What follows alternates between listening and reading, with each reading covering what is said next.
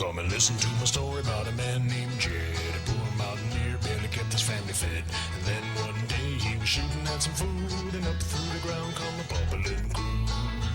Oil, that is, black gold, Texas tea.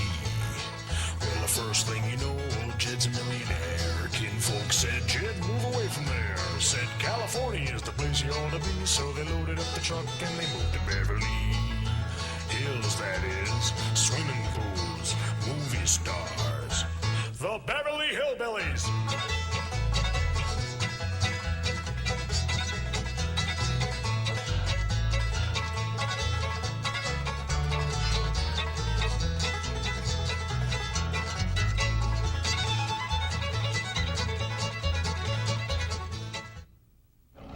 Well, howdy. Well, now, ain't that handy? What's that, Pa? Way the road takes a bend in here, runs right by the front door. No, Mr. Clampett, this is your driveway. It goes with the house. Is this thing a highway? Oh, yes, indeed. It was built by John Barrymore, one of our finest actors. Pretty fair stonemason, too. Hey, Jed! This here is dandy soil. Fine, Granny. We'll commence plowing tomorrow. But this is Beverly Hills. Dirt is dirt. Yes, I know, but why don't we look around inside, eh?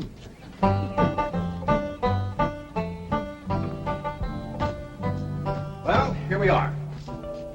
I hope you're going to like this place I picked out for you. It may be a trifle larger than what you're used to, but I feel a man with $25 million in my bank should live in a manner that... Come in, this is your home.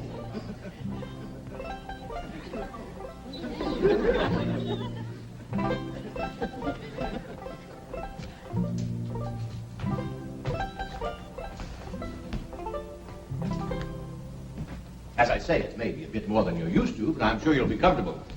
Now, my secretary will be over right away to help you with the hiring of servants or whatever problems you may have. She's a very efficient girl, Miss Hathaway. Jed? Jed? Jed? You and Jethro fetching my stove so I can get some victuals to cooking? Oh, you have a beautiful stove. Thank you. Fetch it in, Jed. You scare up some wood, Ellie. No, I mean you have a stove already installed in the kitchen. Where's that? I'll show you. Excuse us. Ellie, you go with Granny. She'll still need you to fetch some wood. Sure, Pa. Uncle Jed, guess what? There's a whole nother house up here. Jethro, come down from there. Like as not, that belonged to somebody else. This is your kitchen. Oh, and here's the stove. The last word in food preparation. And speaking of food, you'll find everything you could possibly want stored right in here. See?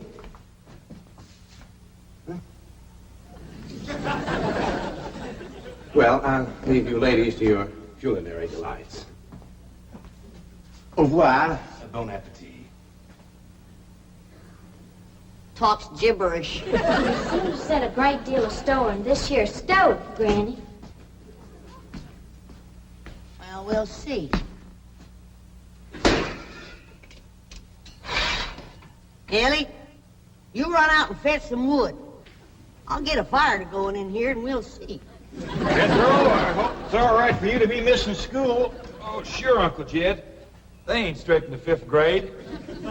You're in the 5th grade already? Starting this year. Don't seem like no time at all since I went with your ma to get you started in the 1st grade. You was 6 years old. No bigger than that. We drove clean over to Oxford so you could go to the same school your pa went to. You wouldn't know that town today, Uncle Jed.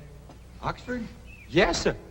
Well, that town has growed and spread out and built up and just kept getting bigger and bigger. Where today, why, I bet you there must be at least 3 or 4 dozen people living there. A place like that's all right to visit, but I wouldn't want to live there. Do you have any assistance? No, thank you, Mr. Drysdale. We were just talking about Jethro here getting back to school. Oh, Well, we have some excellent educational facilities out here, Mr. Clappett. Where do you go to school, Jethro? Oxford. Yeah, you see, Jethro's ma, that's my cousin Pearl. She married an Oxford man, so naturally Jethro, he goes to school there, too. I'm the champion crawdad eater. At Oxford? Jethro put away 3 buckets of crawdads. 4. And he's learned to cipher and everything. Cipher some for Mr. Drysdale. 1 and 1's 2. 2 and 2's 4. 4 and 4's 8. I have to take off my shoes to get any further than that. Never mind. I'm sure we're thinking of 2 different Oxfords. You see, there's one that's very, very famous and very old. That's where Jethro goes to school. Been there since pioneer days. That's how come it got its name. It's where the oxen used to ford the river. So folks took to calling it Oxenford, and later on it got shortened to Oxford. Well, I'll be running. Oh, by the way, here are your keys. My secretary should be over very soon. Well, thank you very much, Mr. Drysdale, for everything you've been doing for us. Oh, it's my pleasure, Mr. Clappett. You see, I'm not only your banker, I'm your next-door neighbor. Well, say, now ain't that nice? Well, now, why don't you bring your missus over tonight for supper, and I'll have Granny womp up a mess of grits and hog jowls. Well, you see, right now my wife is in Boston. Oh, that's too bad. When'll she be back? Not too soon, fortunately. I'll see you later. Well, thank you, Mr. Drysdale. So long. Uncle Jed, you reckon one of these days I can have me a little bitty old taste of Granny's moonshine? Now, Jethro, you know the family rule about Granny's moonshine? You get your first taste on your wedding day and not before. Well, Uncle Jed, that might be an awful long time. I ain't even got me no sweetheart. How come? Why, back home, every time I get me a girl, one of them there big fellas would take her right away from me. Maybe out here in Beverly Hills. Paul, could I please have the axe? I gotta split some wood for Granny. Fetch it, Jethro. Ain't this place got a wood pile?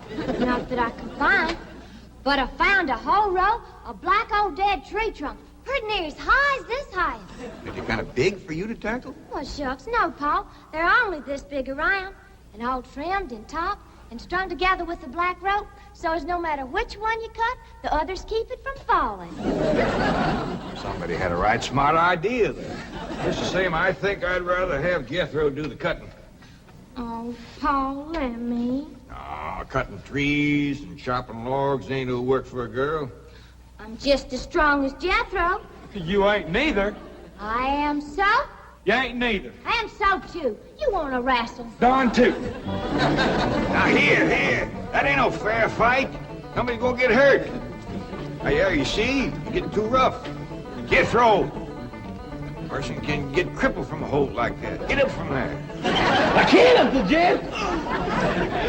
You turn him loose and get up from there before I take the strap to the boot. Now, here, you get out there and chop down one of them tree trunks and saw Granny some nice logs. Yes, sir, Uncle Jed. Could have whooped you if you hadn't tripped me. Heavy? Come back here and sit down. I want to talk to you. Whooped him fair and square, and I'll do it again. You won't. That's what I want to talk to you about. Ellie Mae, you're getting too big to wrestle with boys. I ain't as big as Jethro. Big that way, I mean, growed up. You're a young lady now. You gotta start minding your manners and fixing yourself up real nice and wearing dresses. Paul, folks would call me a sissy. It ain't sissy for girls to act like girls. You see, Ellie, I raised you like a boy, and I was wrong to do it. I reckon every man liked to have a son, and you was my only young'un. And when your ma passed away, I just decided to turn you into a boy. By the time Granny come to help out, you was too wild to tame. By thunder, you could outrun, out-climb, out-fight, and out-shoot every boy in them hills. I still can, Paul. Yeah, but it ain't fitting. It ain't right for folks to go against nature. Now look at old Duke. Reckon we could turn him into a cat? Of course not. That's right. Because nature made him into a dog. Just the same way nature made you into a girl. Here lately, she's getting more and more positive about it. You mean my ears is growing? No, nothing like that. You're pretty. Oh, Paul. I know you don't like it when I say that, but you like it when the young fellas around here come in saying it, and they will. Only they'll probably be using words, fancy words I won't even understand. But Ellie Mae, ain't nobody can ever tell you how pretty you really are, Symphony. You're the living picture of your mom.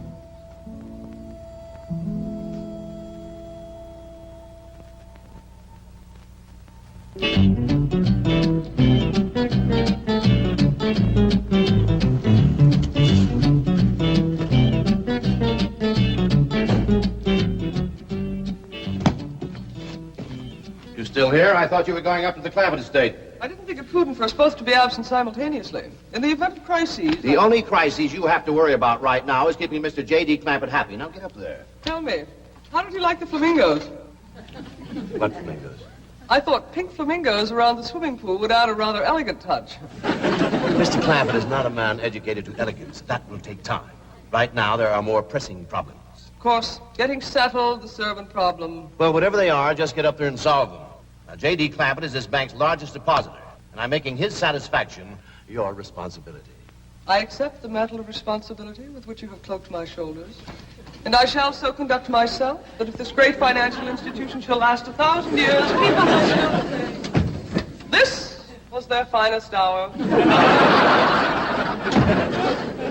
Handy wood, all right.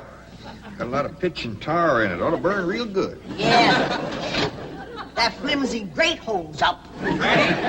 Granny, this is top of that tree trunk. You want I should split it up too? No, just leave it outside. Yes, sir. This place ain't even got a wood box. Yeah, folks don't need much wood out here. Remember what Pearl said? It don't get cold. Yeah, I remember. It might not get cold in the day, but it sure freezes solid at night. How you know? I'll show you how I know. Every bit of food in this here storage bin is froze harder than a rock. Yes. Look.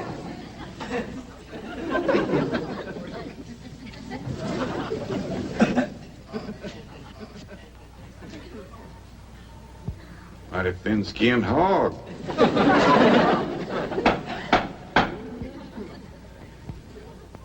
But I'll be doggone. Take me 2 days to thaw out that ham before I can ever cook it.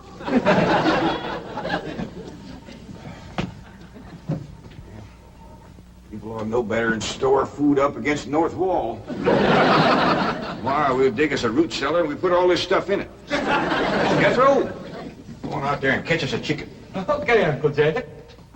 How you know we got chickens? Place this size is bound to have chickens. Ain't all frozen.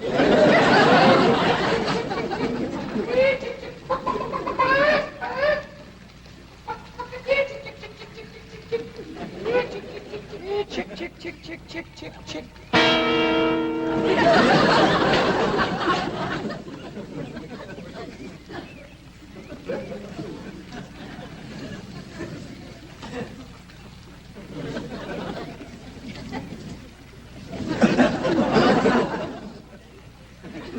I eat a chicken.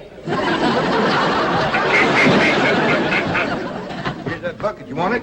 You take it, Ellie. See if you can find a creek.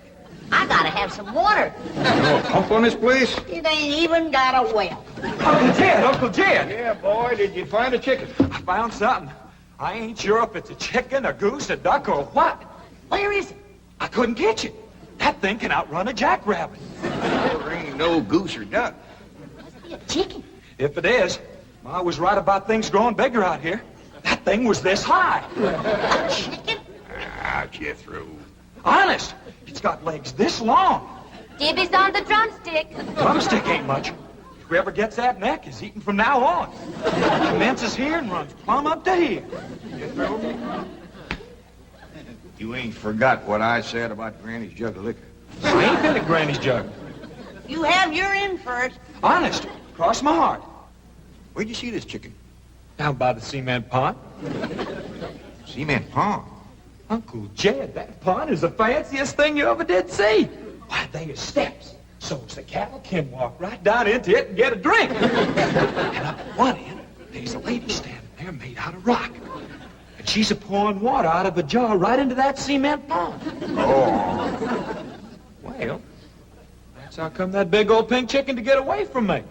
Flew right over the top of that there rock lady, landed in that pond, and swam like an otter. Just flapping them big old pink wings and hollering. What color did you say that chicken was? It's pink. Ain't I told you that stuff would stunt your growth? Miss Granny, I didn't touch a drop. You and me is going to the woodshed. Jethro, you swear to be telling the truth? So help me, Jefferson Davis. You take your hat off when you speak of the president. He ain't president no more.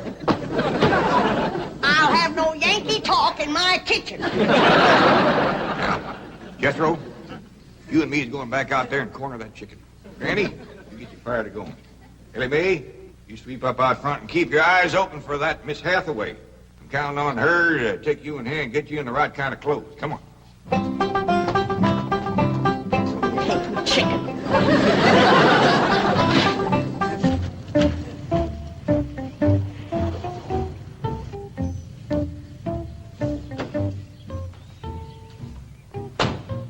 You there, young man. I ain't a young man, but I sure do thank you for thinking so. Good heavens, you're a girl. Yeah. I'm Jane Hathaway, executive secretary to Mr. Drysdale. And you, I take it, are a domestic of some sort? Cleaning girl, housemaid? Just what are your duties with Mr. Clampett? Well, he sent me out here to sweep up, but he said you'd take me in hand and get me in the right kind of clothes and everything. Indeed, I shall. We have a complete servant's wardrobe from chef to chauffeur. Come with me. What in the name of Thomas Chippendale is this? Has Mr. Clampett seen this disgraceful and unsightly mound of debris? Oh, yes, ma'am. This is all his. Oh, what charming antiques. Just like you said, Jethro. Rock lady pouring water into a cement pond. Yes, sir. And over there's where I seen that great big pink chicken. Only thing is, it don't sound like a chicken. It makes a kind of hollering noise.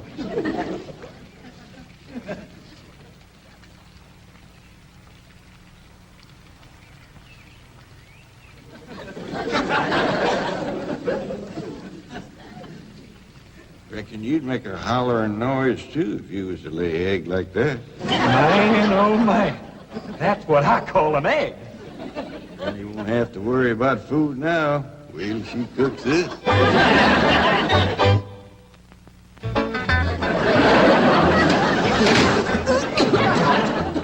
That blame city stove don't draw worth nothing. Granny, look at this egg. What's all the smoke? Stove don't work. Probably just a stuffed-up flue. Ain't got a flue, ain't even got a stovepipe. Well, I'll get the shovel and a hoe and rake it out of there.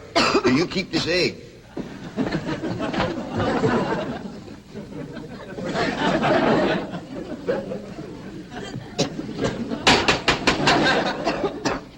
Just like everything else out here.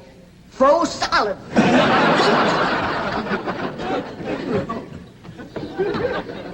Really, my dear, you look quite charming. Well, I feel like a dad blamed fool. Oh.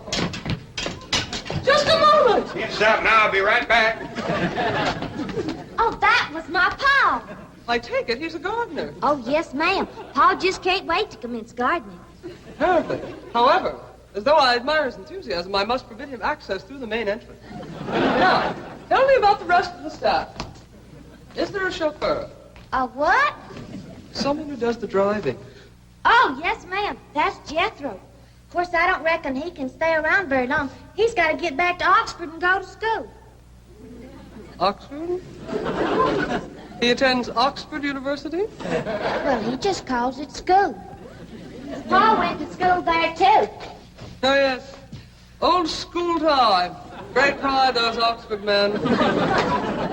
Sorry I couldn't stop before. Granny was having trouble in the kitchen. Pa, do I have to wear this here stuff that Miss Hathaway... No, there can be no appeal from Mr. Clampett's orders. Thank you, ma'am. Glad to see you taking a firm hand. Ellie Mae, that's right pretty. Makes you look taller. She's got me walking on pegs. We'll run in and show Granny. And get rid of those old clothes, dear. Granny, I presume, is the cook. Yes, ma'am, but she ain't too happy about it right now. I shall deal with her directly. Now, let's see. Maid, gardener, cook, chauffeur. Oh, I understand Jethro is an Oxford man. You bet he is. I'm quite anxious to meet him. Don't blame you. Fine-looking young feller. Single, too. And he's on the lookout for a girl. I am only interested in the intellectual rapport which I would naturally have with an Oxford man. I presume you went to Eton as a boy. If I know Jethro, he went to Eton the minute he was born. Yes, of course. I suppose his father matriculated him. I kind of think maybe it was his ma. Oh, well, no matter. At any rate, he's an Eton man. That he is. Matter of fact, Jethro won the Eton championship. Oh, marvelous. What was he champion of? Eton. Yes, I know. But what was it? Cricket? Oh, no, it was crawdad. I don't think even Jethro'd eat crickets. I was referring to the game of cricket. Kid, where's the axe? I bet you, Granny, you talk to Miss Hathaway. And just why does Cook need an axe? I've hit this with everything I could lay a hand to. I even whomped it with an iron skillet. You are supposed to hit it with a croquet mallet. All right, where is it? I don't think I'll tell you. There is a time for work and a time for play. Now then, what are we cooking for Mr. Clampett? Well, I don't know what you're cooking him, but if he wants any victuals from me, somebody better shoot a possum. Possum? You got a better idea? But of course, a nice big fluffy souffle. All right. You shoot it and you skin it. You don't even know what a souffle is. What kind of a cook are you?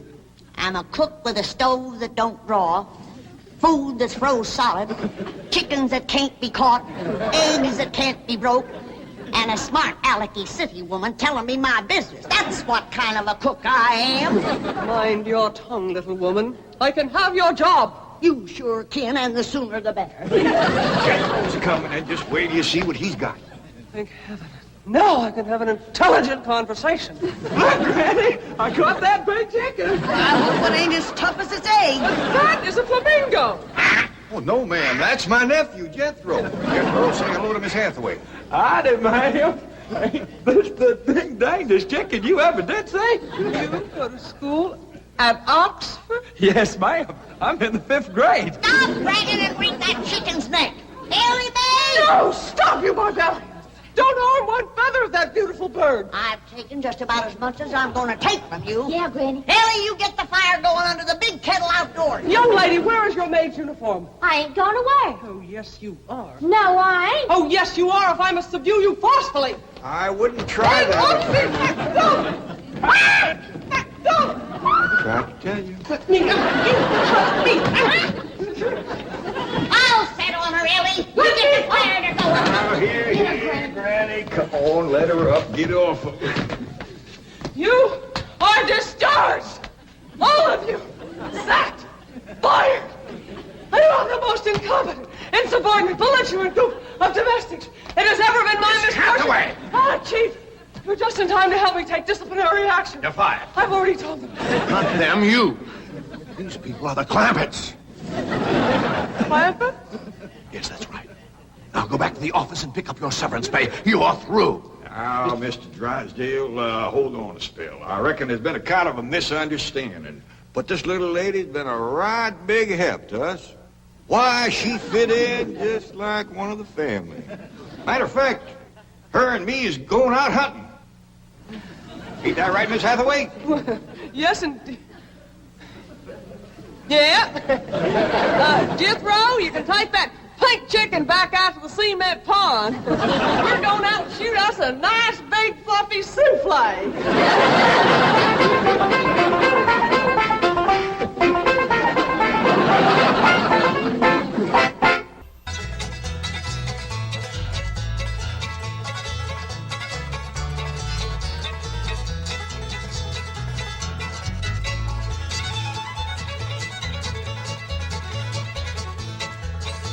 Well, now it's time to say goodbye folks for kindly dropping in. You're all invited back next week to this locality to have a heaping helping of their hospitality. Hillbilly, that is. Set a spell. Take your shoes off.